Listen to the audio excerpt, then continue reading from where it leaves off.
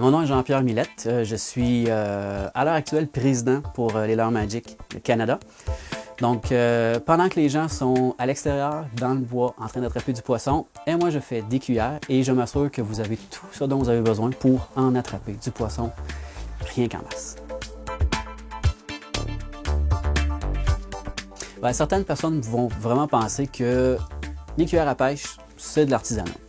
On fait ça dans notre sous-sol, on gosse ça sur un côté de toaster ou quelque chose du genre, puis ça fait pareil.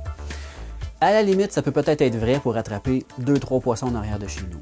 Pour gérer une entreprise, c'est vraiment différent. Il y a toute une démarche en arrière de ça. Il faut d'abord avoir une vision de où on veut s'en aller. C'est très important pour pouvoir ensuite entreprendre les démarches pour les atteindre. C'est là qu'on va rentrer dans l'innovation.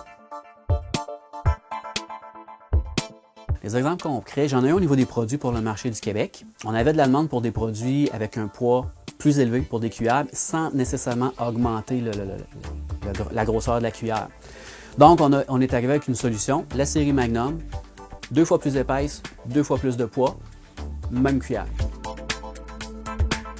Donc, ensuite, on est à travailler la mise en marché de nos cuillères pour l'extérieur de la province. Évidemment, toute la mise en marché est complètement différente. On a deux choix, on fait ce que les autres font ou on cherche à se démarquer. Alors, à l'heure actuelle, on cherche à se démarquer.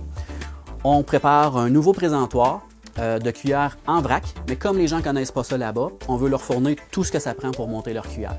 Donc, on va avoir les cuillères, les hameçons, possiblement des bas de ligne, émerillons, tout ce que ça prend.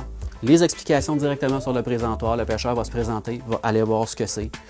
On va être complètement différent de ce que les autres offrent. C'est comme ça qu'on va essayer de se démarquer et de prendre notre place sur ces marchés-là.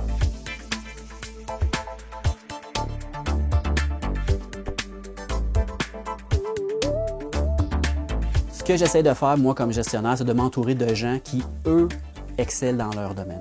Des pros de la pêche pour faire les tests de cuillère, les nouveaux finis. Est-ce que ça fonctionne? Ça ne fonctionne pas? Qu'est-ce qu'on ajuste? Qu'est-ce qu'on n'ajuste pas? Qu'est-ce qui est bon? On en fait peut-être une vingtaine. On va en sélectionner 2 à la fin. Ensuite, au niveau de nos fournisseurs, on fait affaire avec des gens qui sont eux aussi passionnés dans leur domaine, puis qui vont vraiment nous donner le service en conséquence, puis qui vont mettre à notre service à nous leur expertise à eux. Très important. On peut pas être... On aimerait le penser, mais on peut pas être bon dans tout. Il n'y a personne qui excelle dans tous les domaines. Il faut l'accepter, travailler avec ça.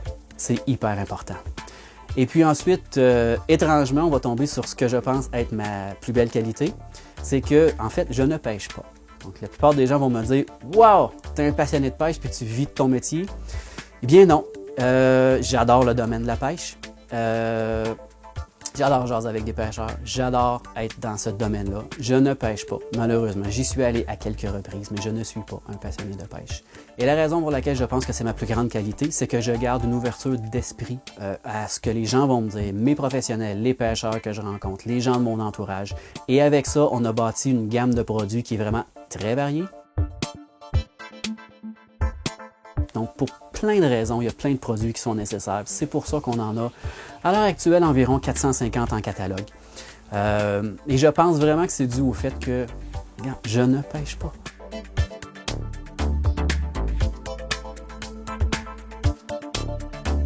Il faut vraiment que ton client puisse se dire une chance que j'ai Magic comme fournisseur. C'est vraiment ça. Donc, c'est ce qu'on cherche à faire le plus possible.